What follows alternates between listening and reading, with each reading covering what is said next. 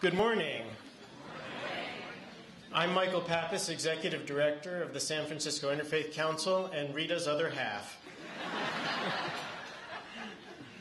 I was thinking earlier today, if each of us in this room just sat back for a moment, closed our eyes, and thought about our favorite Rita moment or moments, I suspect we'd break out in a big smile. As one who arguably has spent more concentrated time with our honoree over the past 4 years, I've been blessed with many such moments.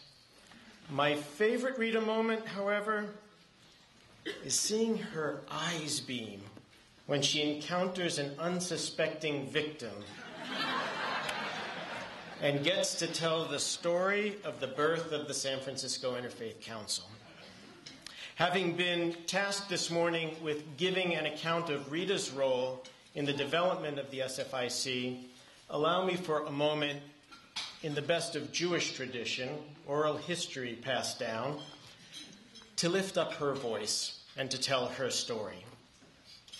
The repository of institutional memory, Rita reminds us that before there was a San Francisco Interfaith Council, during the civil rights years of 1963 and 1964, there was the San Francisco Conference on Religion and Race, which later became the San Francisco Conference on Religion, Race, and Social Concerns.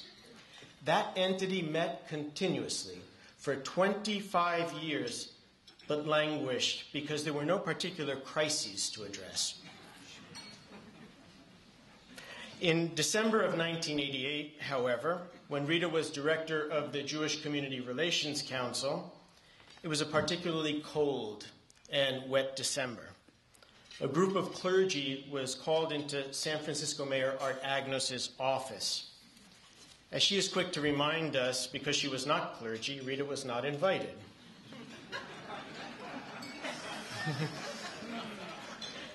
But Rabbi Malcolm Sparrow, who was then president of the Board of Rabbis, went.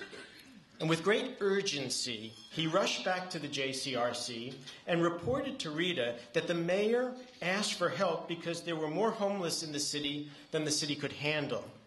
And he needed congregations to open their doors to provide meals and shelter. Furthermore, he went on to say, the Catholics and the Protestants said yes, so the Jews have to say yes. And of course they did. Thus was born the term interfaithmanship. With that, Mayor Agnos set up a committee upon which Rita sat. During that winter, various congregations provided extra shelter and meals. And when spring came, the committee dissolved.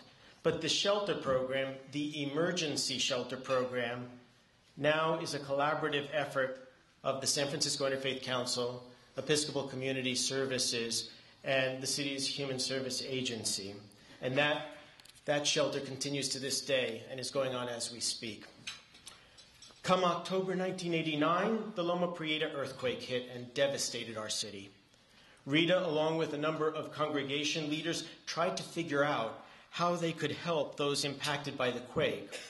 When Jim Emerson, then pastor of Calvary Presbyterian Church, got a call from the humanitarian aid agency, Church World Service. The person who called said, we want to give some money to San Francisco to help with this current crisis, but we don't want to give it to Christians alone. We want to give it to everybody, no matter their faith. So Pastor Emerson called together a committee to decide who needed the funding, who should get it, and how it should be distributed. And to nobody's particular surprise, the same people who served on the committee to provide the shelters ended up on this committee as well. When the crisis was over, and those faith leaders did everything they could to distribute the money fairly, making sure that it went to the right places, somebody said, we can't keep setting up committees every time there's a crisis in the city, every time something needs to be done that the faith community ought to be involved with. Rita then suggested reviving the San Francisco Conference on Religion, Race, and Social Concerns. In response, someone immediately piped up and said, no. The current nomenclature is Interfaith Council. Interfaith councils are emerging and being formed all over the United States. and we need one here in San Francisco. With that, in the true American spirit, a committee emerged to organize the San Francisco Interfaith Council that you know today. By the time the organization was ready to begin its work, Rita had retired from the Jewish Community Relations Council and was called to be the de facto executive director. Quick to remind us she is very good at assuming unpaid jobs. She assumed the role with gusto, and along with the first chair, Reverend Richard Scopper, and a dedicated board, embarked on the 23-year adventure, and the rest is history.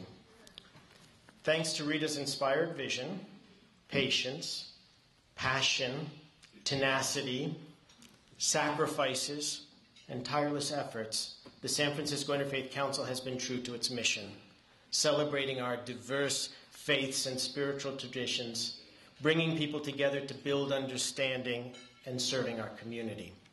And as a result, we've become that portal to give a voice to the rich interfaith presence here in San Francisco. Be it our core work with the homeless and disaster preparedness, to being there for our constituent faith communities and the city in good times as well as in times of crisis, we owe a great debt of gratitude to this founder who has truly earned the title Matriarch of Interfaith Work in San Francisco. As one who stands on her shoulders and has been called to stewardship of her rich legacy, I think that the gift she would most like from each of us today is to renew our commitment to just doing what comes natural, this business that our beloved Father Jerry O'Rourke says is all about relationships. On a personal note, I'd just like to say, Rita, you have been so much more than a colleague. To me, you've been a mentor, a confidant, a mother, and a friend. Like so many of us gathered here today, you have enriched my life and made me all the better for it. For fear of getting scolded for violating Rita's commitment to economy of words,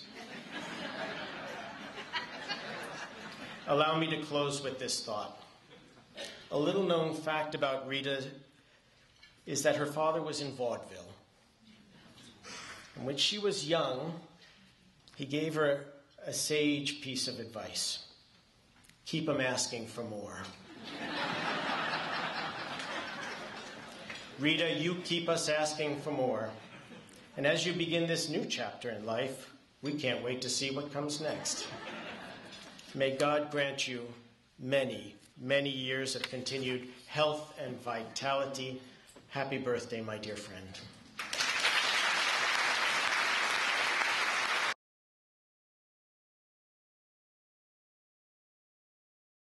And then we act upon them, and then hopefully stop or encourage a better public policy, because it's all about just the fundamentals of the Gospel of Matthew, of course. And she was, again, as Michael has said, when she speaks, and Father Reverend mentioned as well, when she speaks, you know she's right, so let's not waste any time. Let's just cut right to it, Rita said.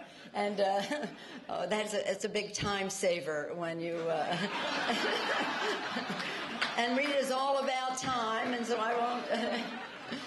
But look, from the civil rights movement to women's rights, from serving the homeless, as we've heard, from supporting Israel to empowering students, Rita helped San Francisco Interfaith Council to work for the common good. She has used cooperation and outreach and her just personal charm. This is a very special personality to fulfill the biblical instruction, justice you shall pursue. At the Jewish Community Relations Council, that's really where I first met Rita. She effectively created the field of community relations, and what that means. Community, that's a big word. Relations, it's a big word. Together, the synergy is very, very significant. Strengthening ties within the Jewish community and establishing bonds with leaders and organizations of other faiths. She has long understood that repairing the world requires relationships and collaborations. It demands our recognition that out of many, we are one community, one city, one nation. In short, everything Rita has achieved has been defined by building bridges between cultures and religions and faith, and within communities as well, specific faiths as well. So, can you think of any better way to pay tribute to Rita's legacy? Not so fast with the legacy. I know you have a lot more work to do, but as we pause at this significant birthday, whatever it might be, to pay tribute to Rita's legacy, to the bridges she built and maintained across the decades of advocacy, then the establishment of the San Francisco Interfaith Council, Rita R. Semel Endowment Fund for Interfaith Work. Congratulations.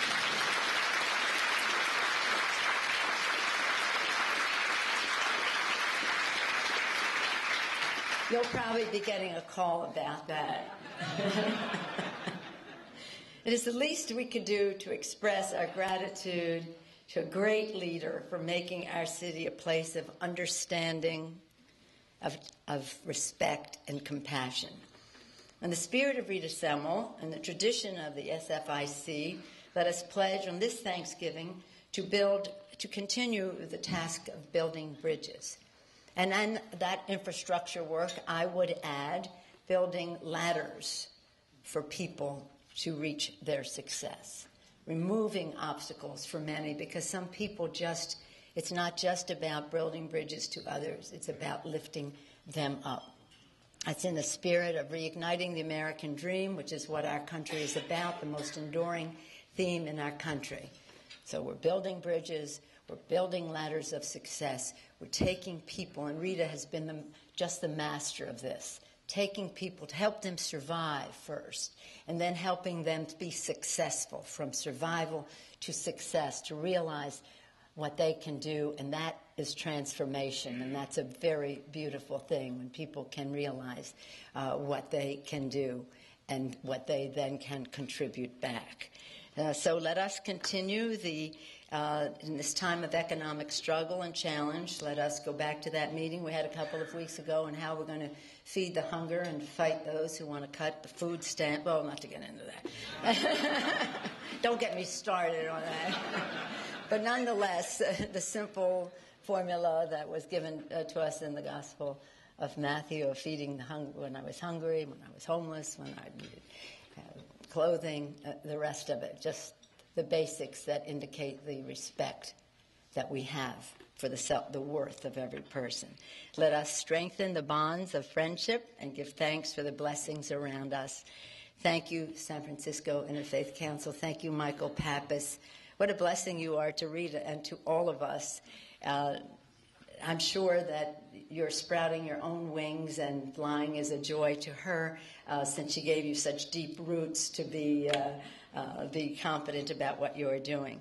So here we all are, out leaving home, not even the crack of dawn, before that, to come together for a new day, Rita Semel Day, as we would later learn in San Francisco, to be taught how to breathe, to rebreathe breath and air and rethink everything.